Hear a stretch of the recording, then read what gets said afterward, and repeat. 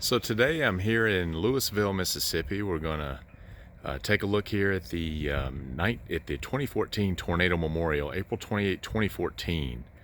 There was an EF4 tornado that roared through Louisville, Mississippi here and was really devastating to this community. As you can see here, there were 10 people that perished, unfortunately, that day here in Louisville, Mississippi in Winston County.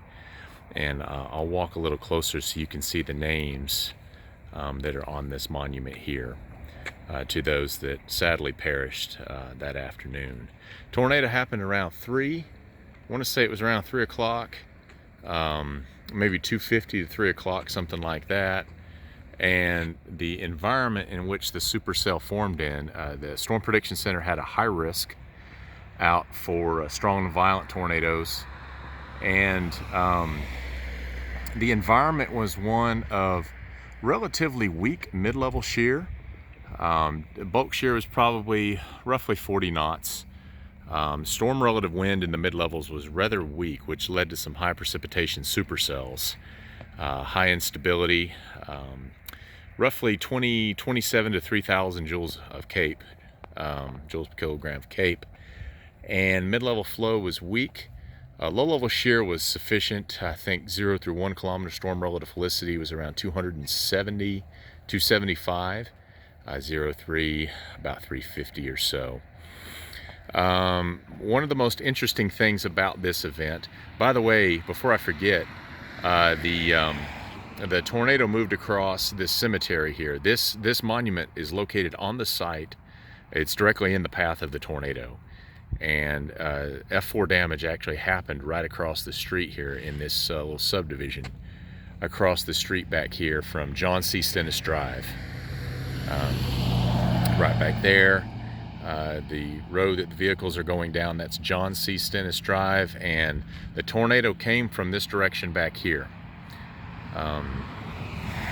Obviously back here from the southwest, and roared right through Louisville.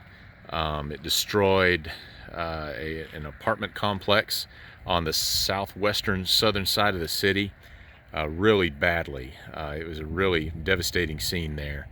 Back southwest of Louisville toward rural portions of Winston County, there was some damage that occurred back that way that was borderline EF5. There were some homes that were swept away. It was a right-moving supercell for a portion of its lifespan. You can go and look at the track of the tornado. Just go to Google and type in Louisville, Mississippi tornado, National Weather Service Jackson, April 28, 2014, and you can get the first few Google hits that you see on your page there. One of them will be to the National Weather Service in Jackson summary of this tornado, and it was incredible in that for part of its lifespan, the supercell deviated to the right of the mean wind. We'll say the lowest 35% of the wind profile. It deviated to the right of that. And some research that I'm doing right now through Eyes to the Sky suggests that the wind profile was balanced in such a way with the buoyancy, balanced in such a way, especially the wind profile, balanced in such a way that it would allow for right-moving supercells that day, specifically within the inflow layer.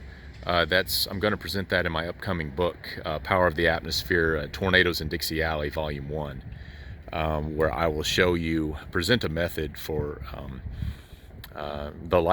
suggesting the likelihood of right-moving supercells deviating to the right of the mean wind using a box method within the inflow layer of supercell thunderstorms, determining whether or not the chance for right movers exists on any given severe weather day. But that day, the box method was certainly positive. All the boxes checked, and so we definitely had a right moving supercell. This was it. I believe the one up in Tupelo on that same day, April 28, deviated to the right of the mean flow as well. So a very active day here in the Deep South.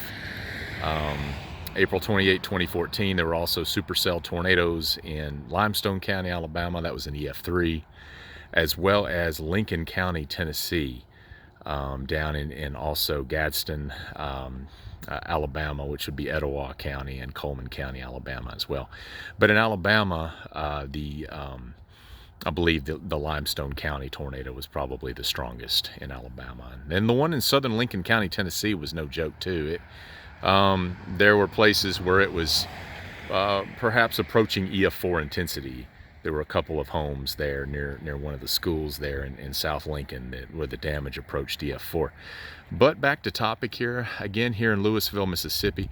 That box method I was just mentioning, it's really a fascinating study. You know, there's been studies on right-moving supercells in the past, going back to Maddox in 1978, 77, and again with Davies, excuse me, let me get this right, John Davies and I believe John Davies and maybe Harold Brooks or Doswell did a study in 1993 on the wind field kinematics in and around or in environments allowing for right-moving supercells. And I've drawn from some of that data in my research, and it's really interesting, and really even some of the older research from those two studies confirms some of the observations I've made, the empirical observations. But nonetheless, guys, I just wanted to show you this today, and the date today, I believe it's December 6, 2020. December 6, 2020, we're going to wrap up this hectic year, and who knows how the next one's going to start. But I did want to show you here in Louisville, Mississippi. This is the tornado memorial to the April 28th, 2014 EF4 tornado. Nice flags here. I believe the National Weather Service in Jackson rated it 185 mile an hour peak wind, EF4. And again, unfortunately, it claimed 10 lives here in Winston County, Mississippi. I wish I could show you a radar image right now, but the storm had a very thick, very dense forward flank downdraft, forward flank. And again, it was a high precipitation supercell. At times it was hybrid classic HP, but a portion of it was high precipitation as well, as it had a very dense forward flank downdraft. And again, caused by those weak storm relative winds in the mid-levels, mid and upper level storm relative flow, allowing the precipitation cascade to remain fairly nearby the mesocyclone. So, okay guys, thank you so much, and y'all take care. Leave me some comments if you have any about this tornado. But from Memorial Park here in Louisville, Mississippi, thank you so much for watching. Y'all take care. Bye-bye.